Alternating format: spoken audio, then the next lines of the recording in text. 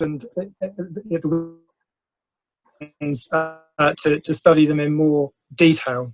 But Cecil Hewitt inspired a whole generation of conservation officers and enthusiasts who've really advanced the study of timber-framed buildings in Essex. And there's still quite a few of that generation still about, and although they're most of them quite elderly now, and I've got to know several of them through the Essex Historic Buildings group. And really, most of what I've learned about timber frame buildings and how to interpret them has been through sort of visiting buildings with them and trying to sort of gain knowledge from them on how to sort of interpret the clues. Because it's great fun interpreting timber frame buildings, as a lot of you will know. It is sort of detective work, as we shall see in the following case studies. So I've selected 5 timber framed houses which have been repaired in recent years that I've studied in detail. I may need to cut 1 or 2 of those case studies out to make this talk a little bit shorter, because Vincent was saying you don't normally have talks much longer than 40 minutes, but it's going to be quite an informal talk. If anyone wants to chip in at any point, that's absolutely fine. But the case studies I've chosen, they're houses which date from the medieval period to the mid-18th century.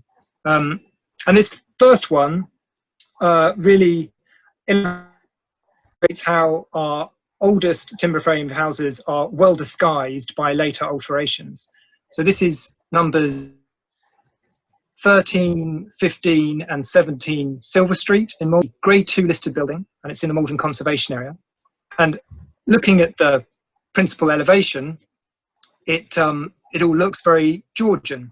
You've got vertically sliding sash windows, and you've got front doors with classical style surrounds. But there are clues to the composition of the front elevation, to the fact that this is a much earlier building that's been modernised. So, for instance, the way that the windows between the 3 houses are at different levels, and the way that the outer houses project forward of the central one.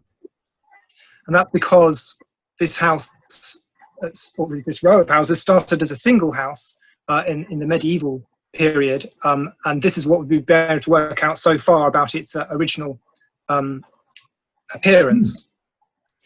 So just very briefly, for the benefit of those of you who may not be that familiar with English medieval houses, they are typically composed of 3 main parts. The central part is the open hall, so that's a single room at the heart of the house, where your front door leads into. It was a tall, lofty space, open up to the rafters, and it was heated by a hearth on the floor, literally a fire lit on the floor, with smoke allowed to percolate either out through the sort of gaps in the roof tile. And all medieval halls were ordered hierarchically. So you had a high end and a low end. The principal entrances were always at the low end, and beyond the low end, which in this instance is to the wing at the right hand end of this building, you had the service wing with service rooms on the ground floor, conventionally for storing food and drink. And then beyond the high end of the hall, you had the private withdrawing rooms for the owner and his family. The ground floor room later became known as the parlour. So that's medieval houses in a nutshell, of which this is an example. But like many medieval houses, it's not of a single phase. So the right-hand low-end crosswing is the oldest part. And one of the ways we can tell it's slightly older is that it's got relatively widely spaced studs. It probably dates from the early 15th century, but it's very difficult to date buildings like this very specifically, because carpentry styles persisted over a long period. The other crosswing is obviously much larger, and the framing is slightly different. The studs are more closely spaced, so studs become gradually more closely spaced throughout the 15th century and into the 16th century. The braces you'll notice are from upright to upright or stud to stud, and that sort of style of wall bracing is very typical of the Maldon area.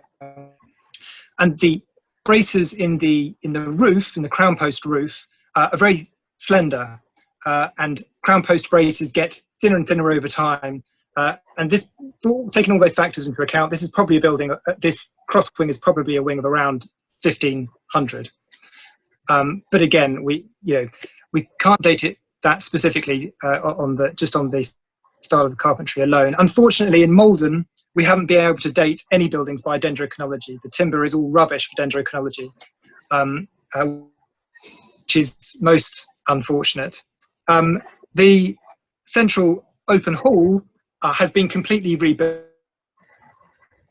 and open halls survive in far fewer number of crosswings, although we do have some examples. But there's one, I'll just show you this drawing, which is a more worked up version of that drawing. I should just say that the blank areas were not blank originally.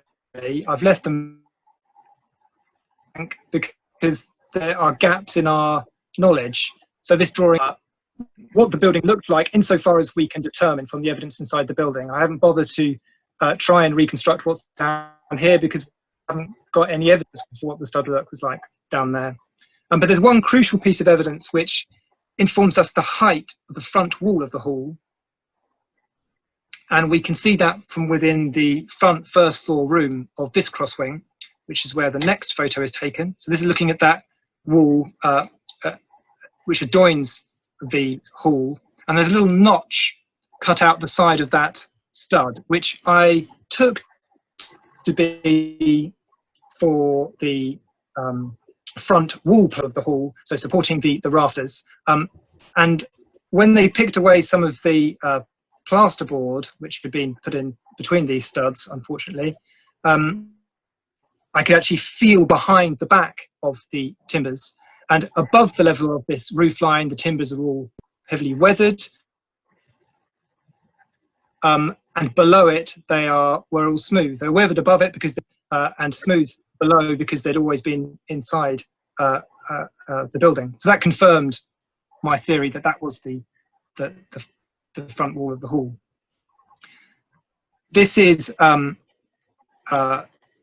isometric reconstruction of the crosswing, the high-end parlour crosswing. So this house, so this crosswing is now just a single house, is being renovated by its owner, has been for the past couple of years. He's doing it very slowly, and obviously COVID has slowed things down further. But as he sort of works around the building, he's sort of gradually taken areas of plaster off where necessary to get at the structure to repair it. And as he's done that, he's exposed evidence, crucial evidence for sort of understanding the building. So I've sort of every now and again I've gone and recorded a little bit more. And this drawing is actually out of date. They've found more evidence for, there's another window here they recently uncovered, and we've got stud work along there. Yes, and other things as well need to change. So I need to redo this drawing, but it's sufficient for the purposes of this talk. But basically, it's a 2.5 bay crosswing. It's quite substantial as these crosswings go. More often, they're just of 2 bays, and there are basically 2 rooms on both floors. A smaller one to the front and a larger one to the rear. The windows were unglazed mullion windows. My slide's not changing. I'm hoping it's going to change in a minute. Oh, yeah, has finally. I'm sort of probably preaching to the converted, really. You probably know all this, but for the benefits of those of you who don't spend your time interpreting timber-framed houses, this rather poor photograph illustrates the evidence for a lost medieval window. So the stud here is clearly a replacement. It's much smaller than all the other ones. It has this sort of redundant mortise here indicating it's recycled timber. There's no peg at the top of it indicating that it was an original housing. There's a peg in the flank of this stud for the mortise and tenon of a lost windowsill. You've got the leading edge of diamond-shaped mortises for diamond section timber mullions, which would have been, as I say, unglazed. And then within the soffit of the wall plate, there's a rectangular groove for housing a sliding shutter, which was how they kept the wind and rain out. And just to illustrate what that sliding shutter may have looked like, I visited this agricultural building just outside Maldon a couple of years ago and climbed up into the loft. Really thrilled to find that there were shutters across unglazed mullion windows. Really excited because they're really rare to survive. You very occasionally find them in agricultural buildings, but they virtually never survive in houses. And yet, virtually every medieval house would have had shutters just like this. So it is just like I was showing you in the photograph before. The top of the shutters is housed in a rectangular groove to that wall plate. And then there's an applied runner along the bottom. Yeah. Sorry to interrupt. That's all right.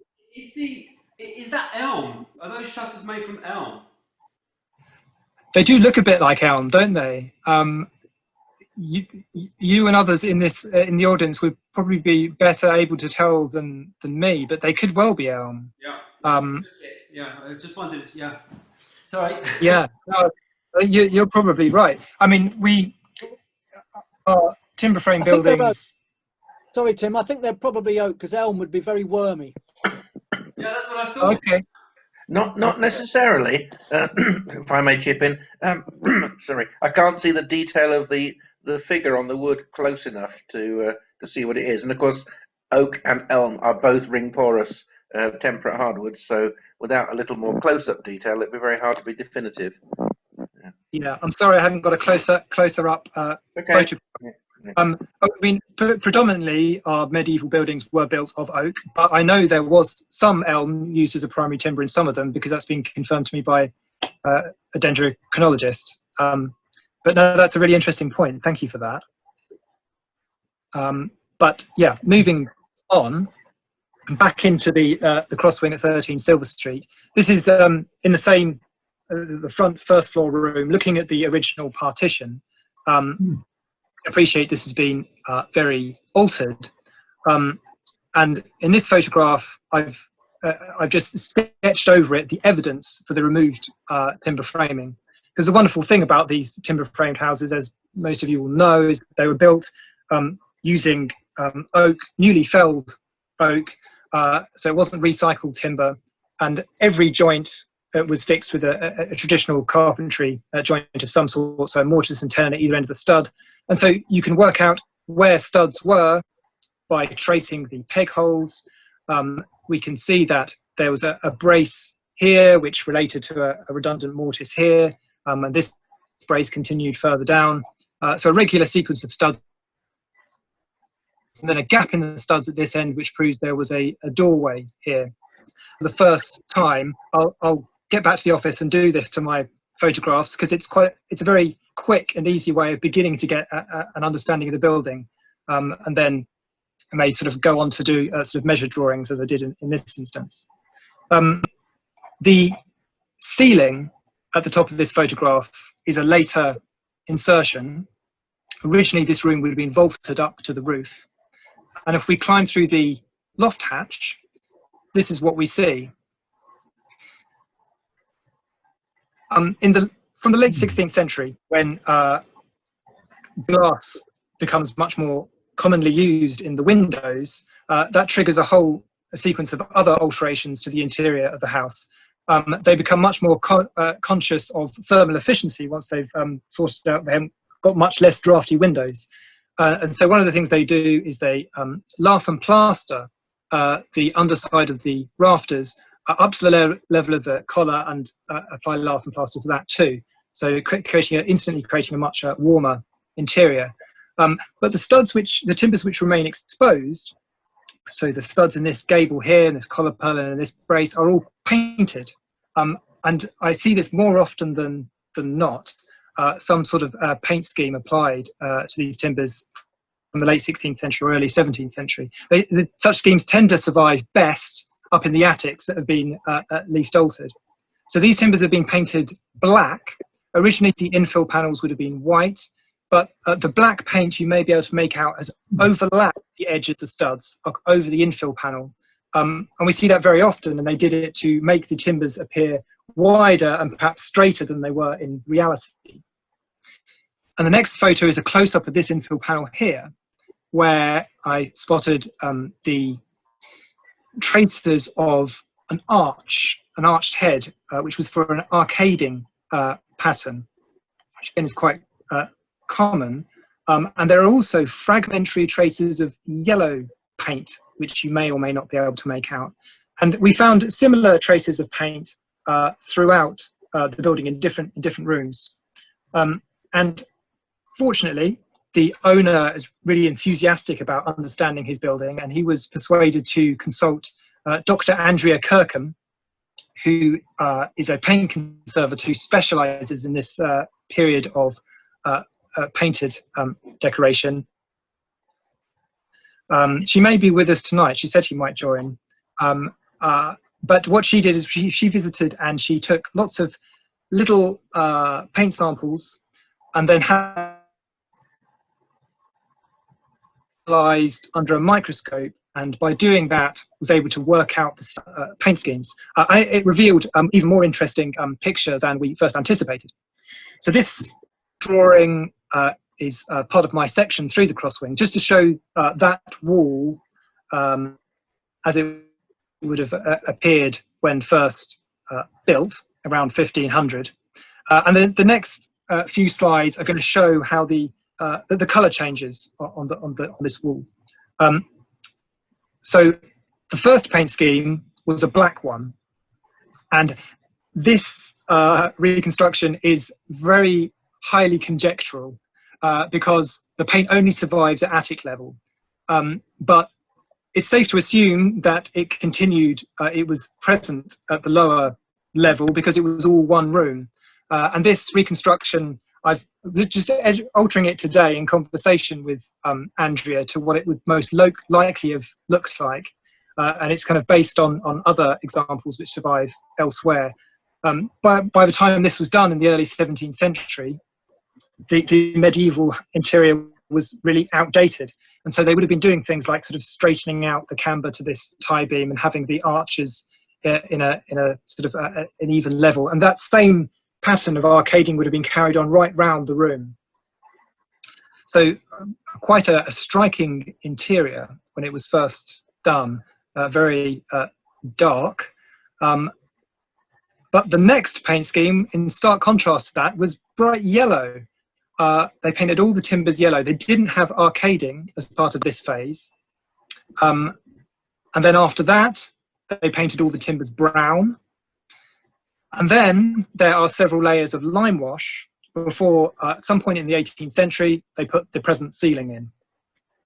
So I think that's a really fascinating sequence of paint schemes. It gives a real insight into how the interior of this room and how the rest of the wing, I think, changed throughout the course of the 17th century. And one of the reasons I wanted to include this is because these paint schemes are very easily missed. And I think they're very easily sort of cleaned off because they perhaps don't look like that much. And it's one thing, it's tragic losing something, but it's even if it hasn't been recorded, because it's a really valuable source of archaeological evidence. And timber framed, I mean, we are, as human beings, more than just our skeletons, and timber frame buildings are more than just their timber frame structures. We've got to consider the flesh on the bones and these later finishes, because they're all part of the building's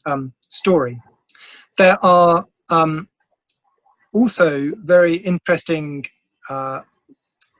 remains of 18th century wall finishes. So in the rear first floor room at the back, on the bottom of the back wall, this is the thing that Andrea was most excited about in this house. She noticed this tiny fragment of green fabric, which must have been trapped behind the skirting at the bottom of the wall. And this is the remains of a fabric wall hanging. And we know from documentary sources that wall hangings were a common finish, particularly from the late 17th century up to the mid 18th century, but they very rarely survive in situ. I've certainly never come across noticed anything like that myself. But as with any of these things, once you've noticed something like that and you're eye trained, you're more likely to see it elsewhere. So that was an interesting little piece. And then also of the 18th century, we found this panelling, which is probably the third quarter of the 18th century, which has been completely unsympathetically covered over with plasterboard. But the owner has re-exposed and wants to restore. And he took the opportunity to have Andrea take some paint samples from this as well, so that he could know that he was putting back an authentic paint scheme. And the results of that were, it confirmed that the early paint schemes were a sort of buff off-white stone colour, but with the skirting picked out in a chocolate brown. Fortunately, the skirting and dado rail survive on other walls, but have been sadly removed from this one. But in the gap where the dado rail has been removed, we could actually see the original studwork with a lot of the 17th century paint still on it. But it wouldn't be appropriate to take that 18th century panelling away to expose the earlier structure, because the 18th century panelling is an important feature in its own right. And then just the next photo is just turning 90 degrees to look at the other end of that room, which shows that it was altered in the early 19th century when they, I think, put these alcoves in and this fireplace in, which has very typically early 19th century with the reeded surrounds and the square motifs with roundels in the middle. And shortly after that, a passage, a corridor wall was inserted, because it was around this date in the early 19th century that the house, the medieval house, was subdivided into three cottages, which brings us back to the front elevation. So it was at that date that they cut the gables off the cross wings and underbuilt the first floor projections to provide a more genteel facade. And it's been said that there's no such thing as a medieval house, which of course is a slightly silly thing to say, because I've just shown you one. We know there's such a thing as a medieval house, but it's true in the sense that any medieval house is a more or less fragmentary survival, and it's a house that will have changed over time. And the ways that it's changed over time is often it's part of the building story. And in approaching the conservation of a building like this, you can't only have regard for the earliest phases, but of all the later phases. Having said that, emphasize the value of later phases, this next case study, I'm going to completely contradict myself, because it's one where we felt the restoration of an earlier phase of the building at the expense of later phases was justified. But it's that slightly sort of exceptional circumstance where you have a fire-damaged building. This is the King's Head in Bradwell-on-Sea. It's in the Bradwell-on-Sea conservation area, but it's not a listed building. Because the medieval part, its medieval origins were very well hidden by later alterations. I had a hunch that it had early origins. And as soon as this fire, soon after this fire had broken out, I sought to get access and found the remains of a timber-framed crosswing in an extremely bad state. You can see in this photograph the crown post roof. So the crown post is that vertical timber standing on top of the tie beam, and it supports a collar, a purlin which runs straight through the building on the underside of the collars. And crown posts last in Essex until the mid 16th century. So if you find one, it's a basically medieval building. If you classify a medieval building as one that sort of predates the mid 16th century, it's got pretty thin braces, so it's probably the similar date as the one we were just looking at, probably early 1500s. So I undertook an exercise in sort of emergency building recording, and you've got to be really quick with these things, because as they start to make the building safe, sort of parts of the building start to disappear. And I did have to salvage some timbers from the sort of skip, which contained really vital information.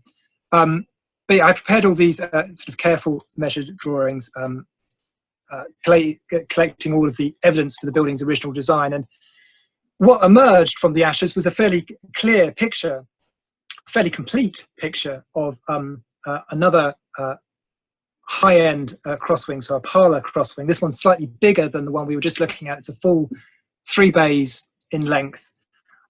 It's interesting in lots of ways. The open hall, again, had been replaced, but in refurbishing it, I could see the mortises for the original wall plates of the hall. And interestingly, the hall was set back, attached to the rear 2 bays. So the front bay of the crosswings projected out into the street. And then when they rebuilt this hall later, they built it much further forward.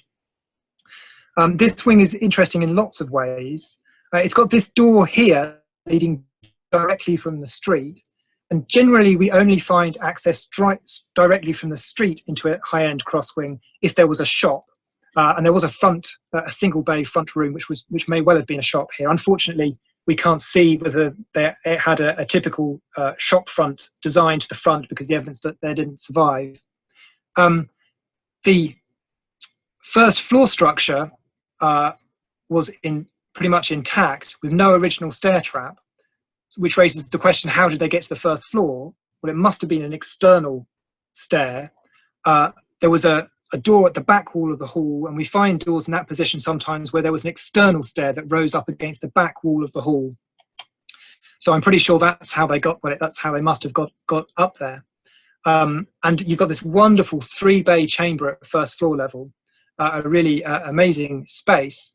But one of the most striking things about this building is that the timber frame is, as you would expect, infilled with wattle and daub throughout, except in the rear bay at first floor level, where in between the studs there was plank infill, which is very unusual.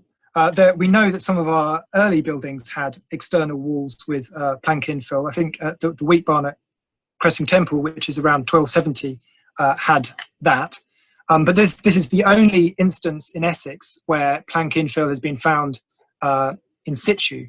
And here it is in its very damaged state, so damaged in fact that it couldn't be salvaged.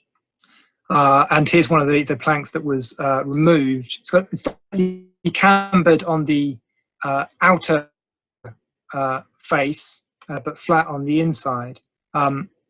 So this building is not listed, which means that I have very little authority to dictate what happens, certainly on the inside. And any conservation project is only as good as the people who are involved. And I was very lucky in this instance that the people involved were who they were. On the left-hand side of this photograph, you've got Richard King. He was actually in the process of buying the pub when this fire struck. The building wasn't insured, which meant he had to repair it out of his own pocket. But he was really inspired, found for this medieval wing, and wanted to do something special with it. He happened to know this guy on the right, who's called Malcolm Ginn, who's a surveyor who had happened to have the experience of repairing. So he had a lot of experience to bear on that. And then we had the 2 carpenters, Stan Chippett on the left and Toby Slater on the right. And Toby is with us tonight, which I'm very pleased about. And neither of these guys had actually worked on a historic building before, or a conservation project. So it was very much a learning curve for them. And as I do with anyone, I sort of gave them some standard sort of guidance notes, this is the SPAB booklet on repairing timber frame buildings, which they were grateful for, but they really thought for themselves, and they basically just took as their starting point the need or the desire to retain as much as possible of the original structure, and they came up with lots of inventive ways of doing that. So this is an isometric I've done illustrating how much of the structure they were able to retain, which is a lot more than I thought they would, versus what is new oak. So the brown is original medieval timber frame, and the green is new oak, which either replaced timbers which were destroyed by the fire, or there were ones which had been removed much earlier, but for which there was very clear evidence as a result of the building recording exercise. I mean, obviously, it is best practice in conservation projects to repair timber frames in situ and not dismantle.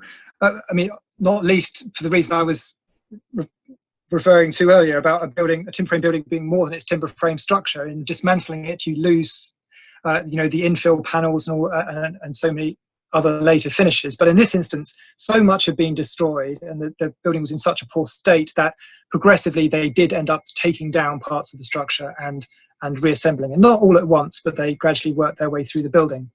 But they were very careful to label all the structural elements before dismantling and cross-reference that with drawings, and every timber that was salvaged and reused was reused in its original position and not out of context, which I felt was very important.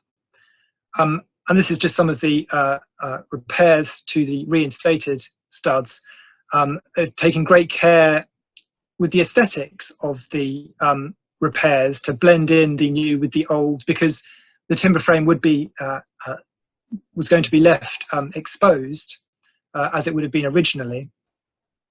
And here's the gable being reconstructed. You can very clearly distinguish the new wood from the old.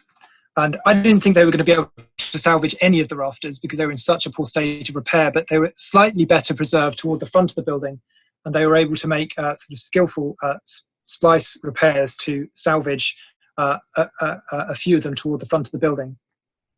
And there was no effort made to darken the new oak and blend it in with the fire damaged old, and I think that actually very nicely tells the story of the building. I don't think it's aesthetically objectionable.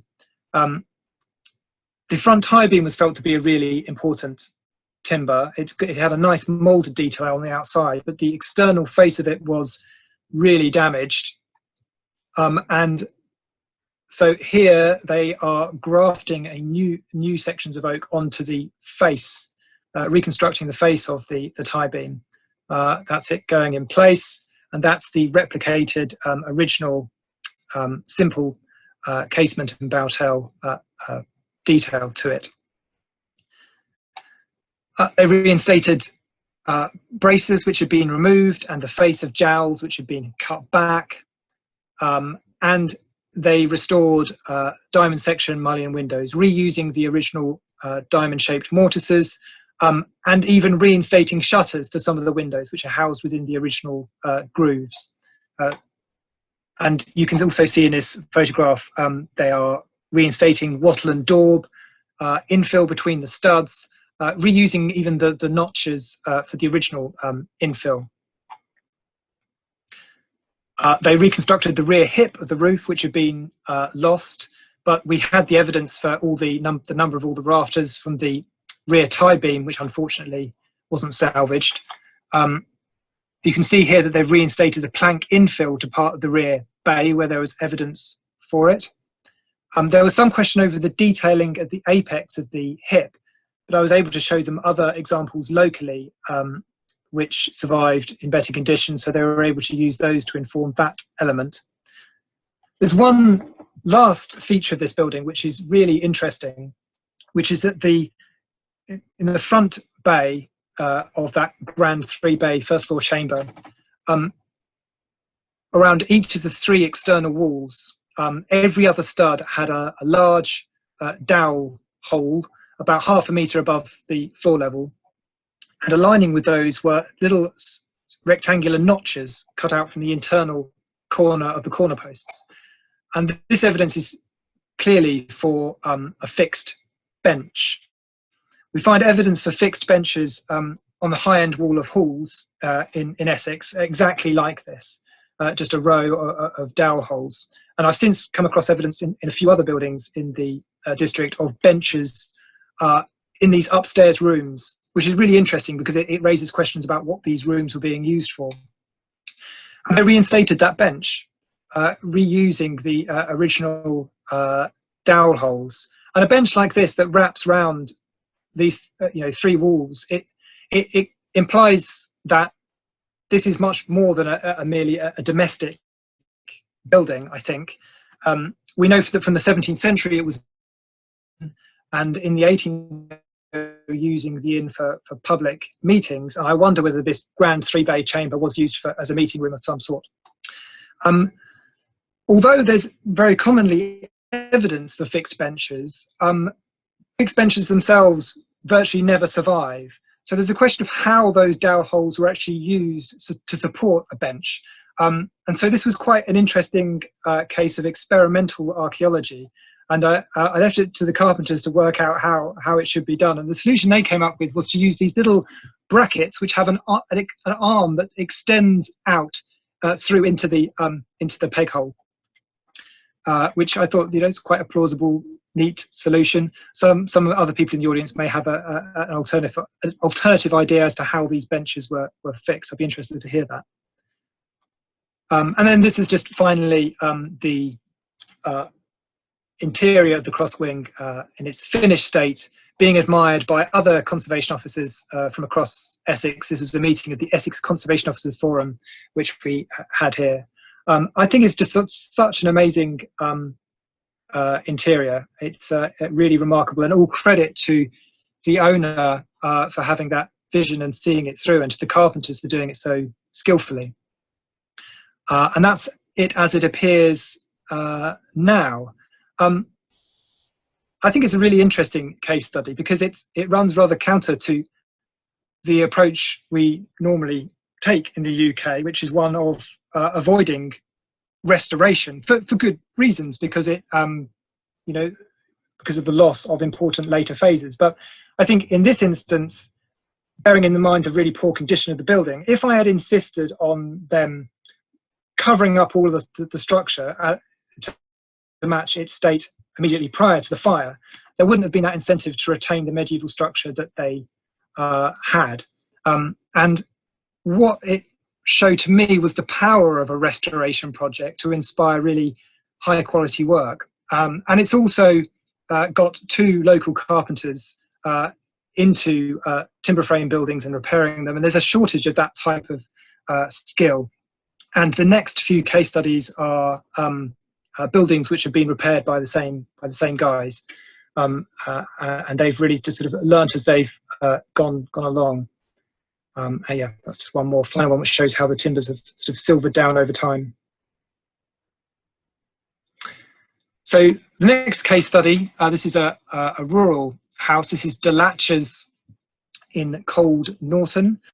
It's another multi-phase building. I'll very quickly describe to you the phasing. Basically, the earliest part aligns with this bay window here, where there is a 2-bay timber-framed crosswing, originally with mullioned windows. So I believe it dates from the 15th century. It's another high-end parlour crosswing. It would have had an open hall associated with it, but that was replaced in the mid-16th century by a 2-storey hall and a service end, which has been replaced.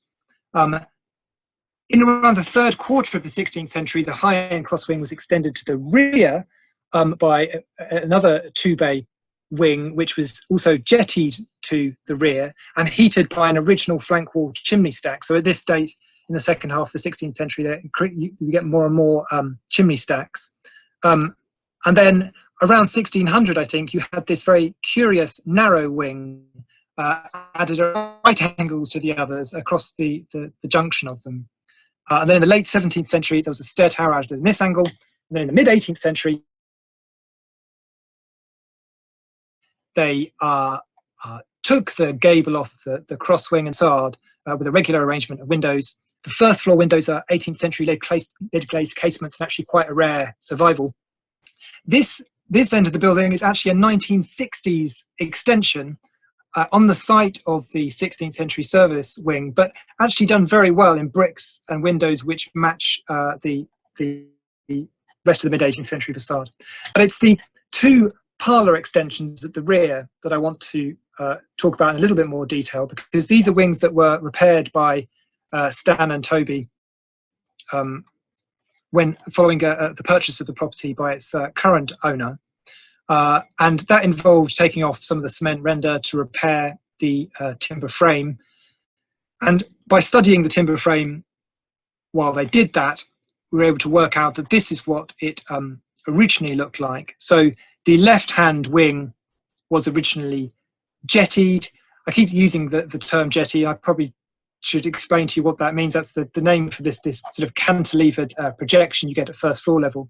So it was originally jettied, but in the 18th century, they've cut that jettied projection back, which is often the case. But fortunately for us, they've reused the original tie beam in the set back position. And that tie beam has lots of evidence which allows us to reconstruct with a high degree of confidence the design of that part of the building. And at the period where these wings were built, sort of from the third quarter of the 16th century, window glass becomes much more affordable, and people go slightly mad with windows. It has a real impact on the design of the buildings. So on this wing, you have these, I call them clear story windows, sort of higher level windows, which in this instance wrap around both return walls at both ground floor and first floor. And they flank these central oriels, for which there was evidence in terms of mortises. And the impact that must have had on the interior must have been very significant. If you think how dimly lit and drafty the medieval houses must have been with their unglazed mullioned windows, and then all of a sudden you've got these continuous banks of glazing flooding the interior with light. So these two wings are not of the same date. The one at the left is slightly earlier, and one of the reasons we know this is the different moulding profiles used for the window mullions. So the one on the left has Boutels and OG mouldings, which are very typical of 16th century window mullions. Consulting David and Barbara Martin's excellent volume on windows in the Sussex Weald, they have some examples similar to this, which they attribute to the 1560s or 70s, which I think is very likely the date of this wing. And the mullion profile in the right-hand wing is a curious hybrid between the earlier form with a Boutel internally and the later form with which is called an ovolo. And ovolo windows in Essex really come in at the end of the 16th century and then are very common throughout the 17th century. This wing also has these elegant serpentine braces, which in Essex we find come in from sort of late 16th century. That's another sort of datable feature. Moving on to conservation, so this is the condition of the building, the frame when they removed the cement, and I hardly need to sort of mention to you guys the harm that cement render does to timber frame buildings. It traps moisture and it causes timbers to decay quite badly. And sadly, I think there are very few timber frame buildings out there that haven't had render applied in the 20th century. And I think there's a lot of ticking time bombs out there in terms of the condition of the timber frame. But as is often the case, the outside was in quite a poor state, but the internal face of the timbers was in quite good condition. And the solution the carpenters came up with in this instance was to plant new oak to replace the decayed outer face and keep the internal face of the timbers intact. And this shows the wings following repair So some skillful splice repairs done to the side wing, which you can't really see because they're in the shadow of that tree. They've reinstated a couple of missing braces where there was clear evidence for them. The owner didn't want to reinstate the bay window at ground floor, and of course it would involve quite a bit of conjecture to do that.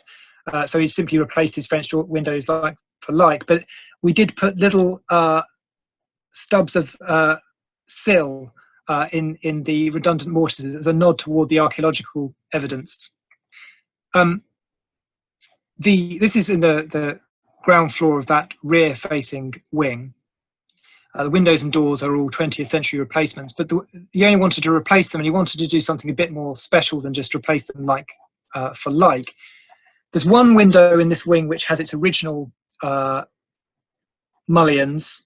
It would have had little thin section stiffening bars in between the moulded mullions, which would have been sort of diamond in section, and they were used to reinforce the lead glazed panels, which would have been quite flimsy at that date. Sadly, they've been removed. But Stan had several attempts to make it sort of careful drawings of the original mullions, and we had a bit of going backwards and forwards to make sure that it was absolutely accurate. And then they had replicas made of the mullions. So downstairs, where they were replacing these modern casement windows, they reinstated moulded mullions which replicate the original design. And that's with the lead glass going in. And then these two windows that wrap around the corner. And I love the way the light catches the moulding profile of those mullions, and with the glass in place. I couldn't persuade the owner to reinstate the stiffening bars as well.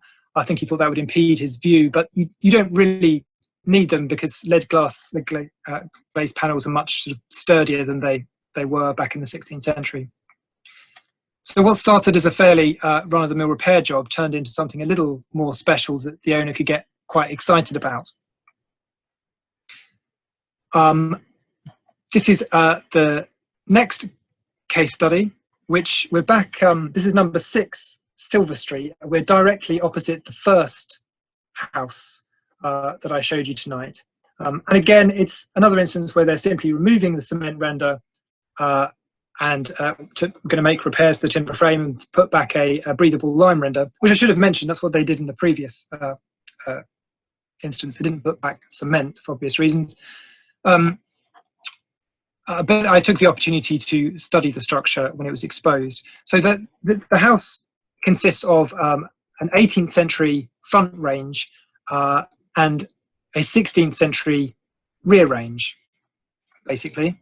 And taking a look at the flank wall of that 16th century range, you've got an S-shaped brace. Again, like I just mentioned, they come in towards the sort of end of the 16th century. And you'll note that it's been placed on the inside of the timber of the frame. And we find that from the late 16th century, braces gradually move from the outside to the inside of the structure. But one of the most notable features of this wall is the evidence for a really long window. So you've got this very long window head there and a little bit of a windowsill at the bottom, which aligned with a redundant mortise over here. So it would originally have looked like this, which is most interesting. And during the repair, we found one of the original mullions, and this is the head of the window, which had been removed to repair it. And it shows an unusual moulding profile, sort of mullion profile, one that I've not come across before. It's basically like a diamond section mullion, but the corners have been flattened. And you've got rebates for glazing. And one feature which was interesting was between the 18th century house and the 16th century range was one wall of the medieval house, which the 18th century range replaced. And feeling the timbers of this wall inside, they were very weathered, meaning that they'd been in place quite a long time before this extension was added. And all we could really tell about that wall was that it was jettied out over the street because there was a fragment of a jetty plate and a jetty bracket. And I quite often find little fragments, walls of medieval houses surviving, but it's worth recording them where we come across them. And this is just my survey drawing of that wall, where I've colour-coded the different phases of the building. So the late 16th century rear wing, a little fragment of medieval structure, and the timber frame of the 18th century house. And thanks to a wonderful local historian, we know exactly when the 18th century range was built. It was in 1741. And the carpentry of that house is typical of the period.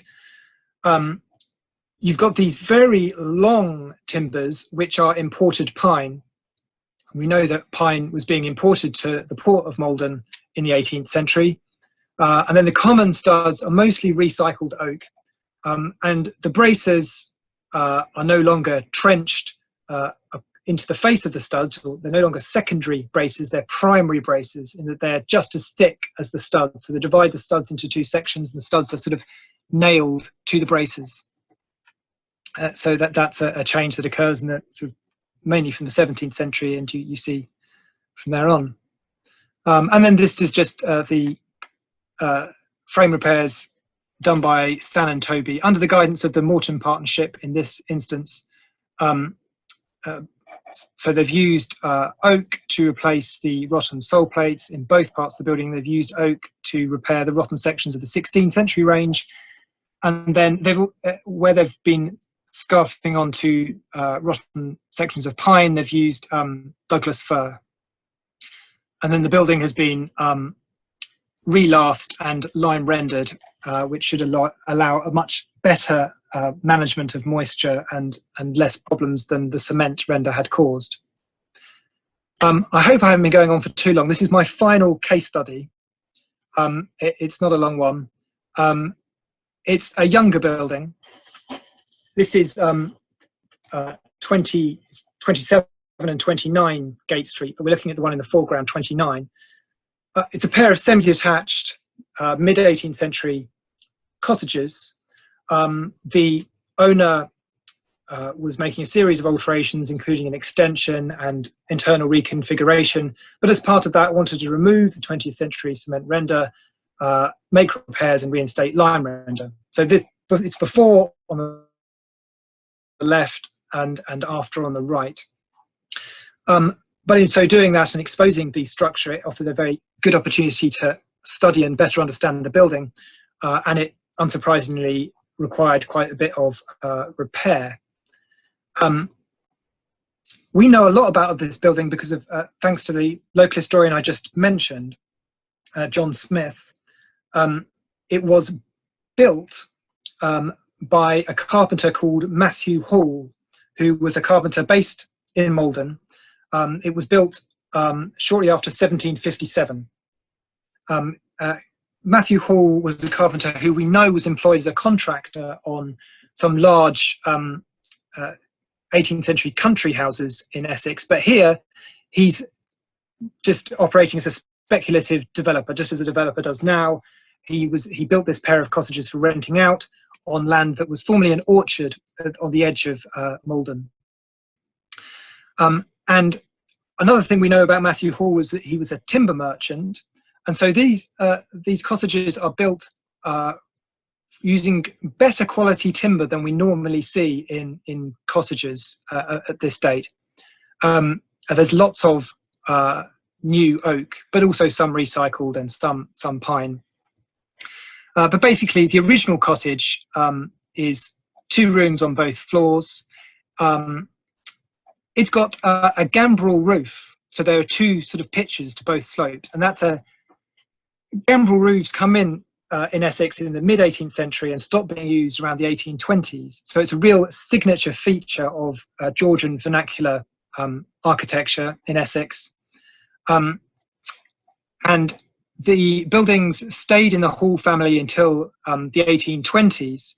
And then I think just before they sold the property, they extended both cottages, not in timber, but in brick.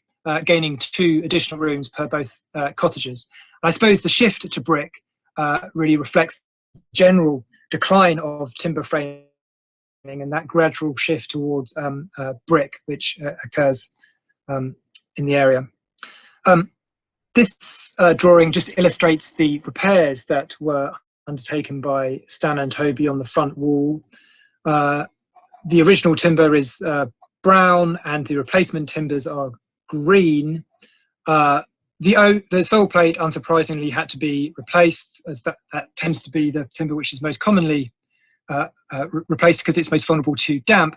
But in this instance, the dormer window in this position was poorly flashed or detailed and had caused long-term leaks in this area, which meant there was a lot of decay and more replacement than we'd hoped for needed here.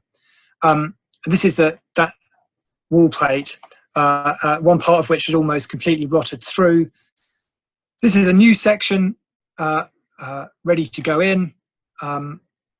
And yes, they've just got simple half flap joints at either end, which the junction between the new wood and the old is treated with an epoxy glue and then secured with stainless bolts, which are countersunk and pelleted.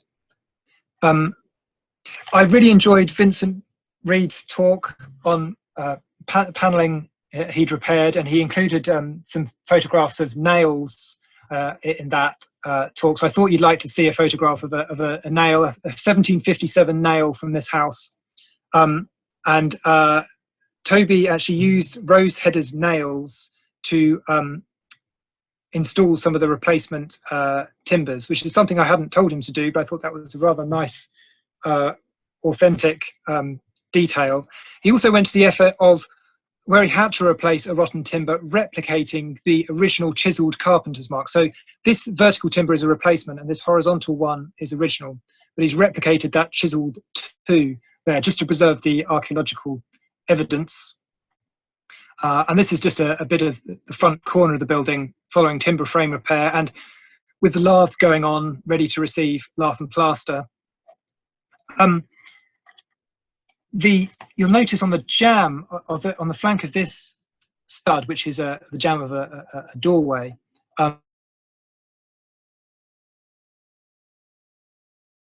there are some interesting marks of the scarf to preserve the evidence. And I found marks like that throughout the building on the timbers that were used for door jambs. And the marks were obviously made before the timbers were converted into studs. So they're not assembly marks. And I wasn't really quite sure what they are. I don't think they're importation, like like Baltic marks. It's oak, it's not pine. Rather fancifully, I like to think that this is MH for Matthew Hall, but I may be projecting there. But some of you might, if any of you have any thoughts on that, I'd be very interested to hear them. And then this, finally, the building in its repaired state.